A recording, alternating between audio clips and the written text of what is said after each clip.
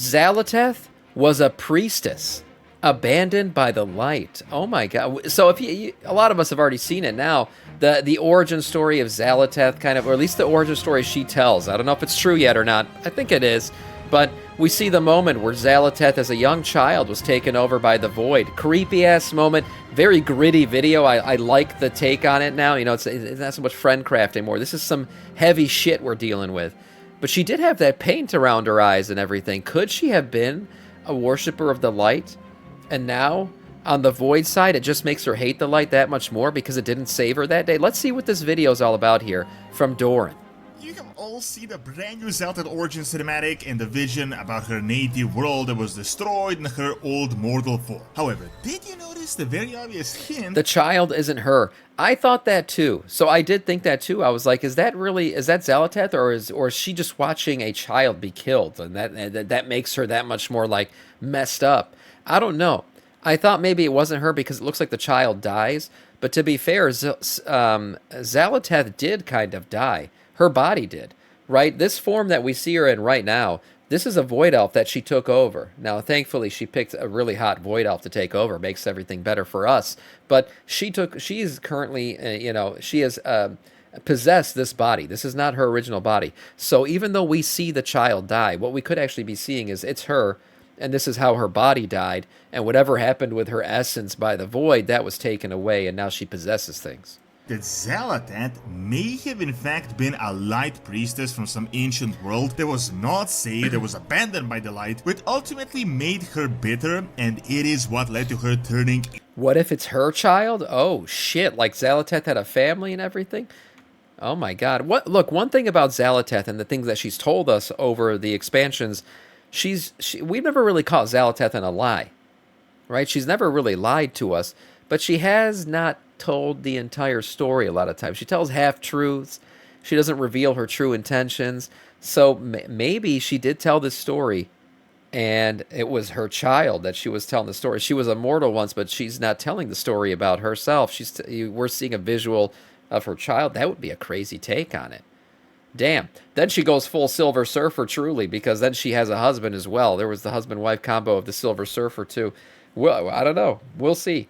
I didn't think the child was her initially, and then when I watched it a couple times, I thought maybe it was. Into the void being that she is. We can see the conversion from her eyes from the light to the purple void. We can also connect this to so many of her old quotes, which may... Remember, an old trope of the void is that they tell like 1,000 truths, right? Like 1,000 things. You don't know which one is true, but the truth is out there in the things they say. So that's the void, right? That's just what they do. So maybe she's doing that. Made it obvious that she was in fact very familiar with the light. So familiar that so many people thought she used to be a Naru. What is she really hiding? What is her true form? And what is everything we just learned? With TBC Anniversary Classic finally here, this is the perfect guide for everyone that wants to be prepared for hardcore gameplay. Rested XP gives you the most secure path from level 1 to 70 for every single class and zone. So Dorn is all of the the void. achievements, dailies, reputations, True. everything is there, from the best grinding spots to the best routes and dungeons, so that you can reach it's like the 70, Joker's origin stories. Do you want to know how I got these scars? Right. He's probably told the truth before, but we don't know which one is true. XP. So this is not actually news. If you guys have followed my channel, I've actually talked about this 6 months ago to nearly a year back when we first got the 11.2 PTR. Interesting enough, Xal'atath actually revealed this information that she used to be immortal from a planet that was once destroyed in the PTR, but then 11.2 came to life. They actually removed this dialogue. Personally, I don't know why that was the case. I thought that they could have changed the lore, but it looks like they were just waiting to officially reveal this now, as Midnight is about to come in like 3 weeks, so this is probably done way too early in the PTR. So technically this was actually the case, but this cinematic confirmed even more interesting things. But at the same time, I feel like it also creates a few inconsistencies with the general lore, to say the least. I gotta be honest, I really like this angle of Xal'atath being this mortal from some planet destroyed in ancient history. I mean, this is what I always thought her origin was, because I've told you guys, just like Doran patting himself on the back, I've told you guys the Silver Surfer and Galactus, relationship, I felt like that was Xal'atath from the very beginning to me. She was bringing Demancius, just like Galactus, this all-powerful, world-devouring force, and she was the harbinger. She was the one who prepares the planet to be devoured. That is Silver Surfer quintessential lore. Like I understand, there's a lot of Marvel fans at Blizzard for sure because they followed it to a T. So, and the Silver Surfer, he is immortal. He not immortal. He is a mortal. That's what I'm trying to say. So, he was on his planet. Planet was going to be destroyed. You know, trying to save his people by serving Galactus, that kind of shit. I felt like this was the same lore here, and it is. It looks like it is. She was mortal. You know, at one point, Demancius came for her planet. The Void came for her planet. And she was transformed or chosen to be transformed for some reason because of it. Maybe she was chosen because she was, if you look at that cinematic, she's like the last one standing. Maybe the light did save her, but it couldn't save her. It couldn't really finish the job. It just got her to the point where she was the last one living. And the Void saw so much power and potential in her that it decided to do this to her and take her soul or whatever. It does definitely make her more interesting than just being some random void being or some just inherently evil villain. Based on this, Xal'atath is something akin to Archimonde that took the void instead of fell magic, although I think lore-wise, the most similar character to her is actually Queen Azshara. In a way, I feel like this is like a direct parallel. If you may remember, Azshara essentially made a pact with N'Zoth and joined the void because she had no other choice. It was literally survival. Either survive as a void being or you are going to drown. This is pretty much what Xal'atath also says in this cinematic. Well, look, she had no choice, but Azshara was always after power and was always open to corruption for power. So, you know, while she had no choice, she had to save her people. I won't say that she was very much against that choice. I think she kind of embraced it. Learned one lesson in this universe, and that is that survival is the most important thing. Now, let's actually break this cinematic down because I think there are some really interesting potential hints that are very easy to miss that we can tie in with the previous lore. So, the cinematic itself is about the leader of the Ethereals fighting the Void until the last man, until Xal'atath appears in this like horror-like vision that shows him what happened to her when she did the same thing. How resistance is ultimately futile. In a way, this is kind of similar to that entire N'Zoth deal. Now, it is important to keep in mind that there are two options here. I mean, she could literally just be lying and showing him some random vision that didn't even happen, but personally I doubt it. She could also just be BSing, as in he might have been able to actually resist, but I also doubt the Ethereals really had any chance in this grand fight. It is very interesting, and we can see this on multiple occasions that Xal'atath doesn't appear to really... She is so creepy, man. It's so hot at the same. It's so, it tears me apart. But here's the thing. That ability to stop time, to me, is so crazy, because she's done it twice now. She comes and visits people, and time stops around the person, and then she talks them into, you know, joining her side, and it's worked twice now. We saw it with Queen Ansarek. We saw it with Salhadar. Like, she just does it. Now, how she does it, I have no idea, but she's capable of it, clearly. Deceive or lie, she just kind of shows you the truth from a different perspective. Of course, a very selective version of the truth, but that ends up being very convincing. This is actually very much the characteristic of the Void Realm. As we know, the light is all about one single truth, one single vision, one single reality, while the Void is the direct opposite of that. Countless possibilities, countless choices, and this is why they're such sworn enemies. They just can't coexist. While we're talking about the light, I want to mention something that is really interesting from this cinematic as well. Yeah, see when you're coming into this cinematic, as I said before, everybody else is already dead. They're all dead. Nobody left but her. Get the actual name of the planet, and we only know this happened at least over 100,000 years ago, but it does appear that Xal'atath was a light priestess from either a light planet or a regular mortal planet with... Yeah, so we don't know if these tattoos are, you know, just like this is a cultural thing from her planet, or if this is like some kind of light worship thing. We also see the necklace here as the sun, you know, obviously the sun, radiant light, like we've seen the sun used and flames used as a symbolism of the light. So she's got this necklace that looks like it's light related, these tattoos that look like they're light related, even her eyes, right? We've seen golden eyes before. A lot of the elves have golden eyes when they get very much into the light. So looking here, I mean, you could see, you know, gold and orange in her eyes. The center here looks purple because it looks like it's a reflection of the void coming in. Light users. We can see... And right here, again, like a zoomed in shot of the eye. I mean, clearly the eye was important. Blizzard takes the time here to show us it, and a zoomed in, and then the void going in and expanding and taking it completely over. obviously, you know, eyes are a very much important thing in WoW. It's lore tropes, or tons of lore shit going on with eyes, Illidan, golden eyes, all that stuff, and eyes oftentimes in WoW have shown where your origin power comes from. You know, when you dabble in the fel, it turns green. You dabble with light, it turns yellow. That kind of stuff has always been very much quintessential WoW. Eyes show where your power comes from. So here, seeing it change color, I think is a very much an important part of this cinematic. See multiple hints. First is the necklace that she has. The child is an, you know, you don't have to be an elf to have eyes indicate where your power comes from. But the elves dabble a lot in power. That's why we see them as their eyes are always changing colors. They're just very much into dabbling in different powers. That appears to be of the sun, very much like this light emblem. The other, even more obvious hint are her eyes that obviously have a light. I did not pre-watch this. Okay, if he talks about the eyes right now, it's just because, we know things. Okay, definitely Jesus Christ. Now I'm never gonna. Here come the allegations again. Even more interesting hint are Jesus her Christ. actual pupils, her eyes, which also appear to be light colored. And ultimately, in this cinematic, as her mortal form is destroyed, her eyes turn from this light hue into the void eyes that she currently has. Right. If I was pre-watching this, wouldn't I not want to talk about these things just before he says it, because that would be an indication that I pre-watched it? Wouldn't I plan this a little bit better? What the fuck? How much time you guys think I have on my hands sitting here pre-watching videos all day? Jesus Christ, you do?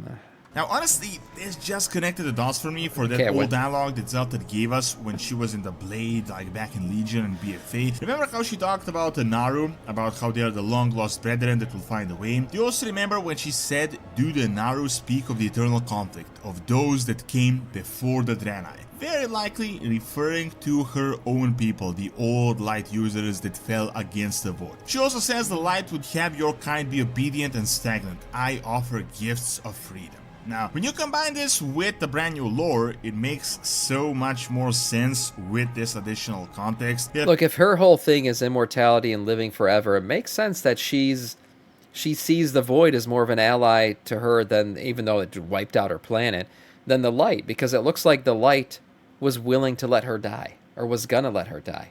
The void is what continued her on. So I think she's chasing immortality. I think it's very clear in what she said, that life is about survival and things like that. And I'll touch a little bit on what I think that could mean going forward, but she's definitely chasing a never-ending life. It appears that she is indeed incredibly bitter and despises the light, not because she is a void being, so naturally she's against the light, but because it appears that the light had actually betrayed her. If she was indeed the light priestess and she fully believed in it, and yet her world was destroyed, it just proves that the light is in fact inferior and that the void is the true way. This is the eye color changing from the light into the void that we have seen in this new Supremacy cinematic.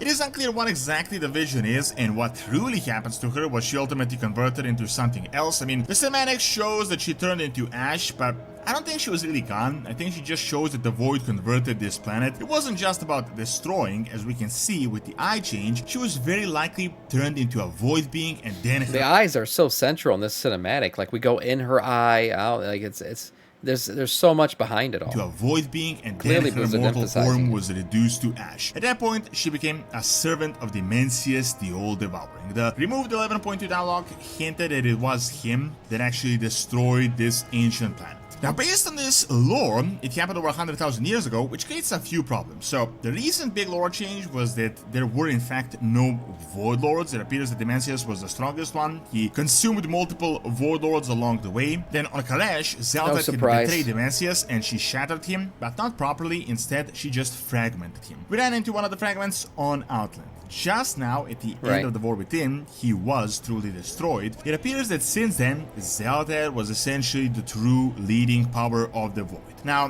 why this timeline creates a few problems is, I feel like it kind of retcons the Burning Legion storyline. So, in the cinematic, Xal'atath says that she planned this invasion of Azeroth for over 100,000 years, which implies her conversion into the Void happened before that. However, the creation of the Burning Legion and Sargeras' Crusade was just a bit before 25,000 years in the past, only really a quarter of that time. We know for a fact that 25,000 years ago, Sargeras needed intelligent beings and generals to lead his newly formed demon army, so he invaded Argus, which implies that this was around the early formation of the Legion. However, either this is unintended or Blizzard plans to change this lore, because it does seem like the entire Sargeras storyline is like a complete Titan fabrication. Apparently, as Sargeras had discovered void planets, like this is based on the established lore, and he learned of the Void Lords and the Old Gods, he decided he needed to destroy the universe and remake it from scratch. However, the Void Lords haven't been a thing for a really long time before that, and in fact, Dimensius was shattered, Xal'atath was trapped in a blade, there really was no Void leader. It doesn't make sense that Sargeras would then decide to just go on this grand crusade to attack the Void, because the old lore implied that the Void was like at the peak of their power, and by this new lore, they haven't been at the peak of their power for hundreds of thousands of years. I'm guessing this is going to get changed, as most of the lore we know is from the Chronicle, and I've been talking about this for ages. For a really long time, the backstory of Sargeras is almost certainly BS. I think there is much more to it than we currently know. Sargeras is definitely much more than just some... No, I didn't. I saw that there was some relationship between the Ulduar stained glass, like show up in the cinematic at some point, but I did see something out there about that, but I did not watch it, Thero. Matriarchy or society, Xal'atath's Pepe's true form, also true. I don't know about his whole thing about this Sargeras timeline not lining up. I mean, it could have been out there, whether or not it was at its peak power, I'm not sure, but the whole thing about the Void is it hides in the darkest reaches of space, right? Like, he might have not noticed it for a long time, or when he started to notice it, he didn't see it as a major threat until he came across planets and world souls that had been completely enveloped by the Void, and that was when he decided, oh, this is a force that I gotta take action against. Titan who went mad. However, it does seem like Xal'atath's story is starting to get really interesting. We always thought it was some connection to the light. I mean, you can see how many people speculated that she was in fact a Naru in the ancient past that was converted with the Void Cycle, which actually made sense, but it appears, based on this cinematic, that Xal'atath was in fact a follower of the light. There was a way... There could have been very important Naru on her planet, and that's why she seems to know what they are and has a very close relationship with Naru. Betrayed by this light. She was lied that it was what would save her, and ultimately she realized that the Void was the only way to survive. I gotta say, I mean, this is actually very interesting. It's much more than just, you know, some crazy plotting two-dimensional entity from the Void realm, and it would be interesting to see what they're going to do with this storyline, how it is actually going to develop. Thanks for watching. Check out my previous video. House of Honest is returning by clicking on the screen, and check out my brand new Witcher lore channel that I just have a nice little tidbit here. The screen as well. See you next time. So I've talked about this just yesterday, and I got into it a little bit. If you've seen it, then you've seen it. But I think the way we see Xal'atath acting here, as she kind of brings generals to power and orders the Void, right? All of it seems like a very Titan-esque act, very Sargeras-like, where she's taken something that was very disorderly, just like Sargeras did with the Fel and the demons, and brought order to it. Raised generals at the ranks, has created basically an army out of something that was very disjointed, and the Void just did whatever the fuck it wanted. So, all these actions, and then talking about immortality all the time now, sounds like she's a Titan. Now, I'm not saying she's a Titan, but it sounds like she wants to be a Titan, because Titans are immortal. So sounds like she might want to be the last Titan. I'm just saying. People have talked. This is like a conclusion I came to after talking this through with you guys for a little while now. Now, I don't know if it's true. How would she become the last Titan? Maybe possessing the world soul of Azshara to become the final and most powerful Titan ever? This immortal being, all-powerful? Hey, maybe. Maybe this is her endgame play, to be the last Titan. I don't know, you know, obviously, name of the expansion and everything. That's what I'm getting at here. So, could be, maybe, we'll see. But I think it's all leading to some very interesting lore and some cool stuff here from Metzen so far. This cinematic was much more grimy and gritty than anything we've seen previously, which I liked. Hopefully we get more stuff like this. A nice video overall from Doran.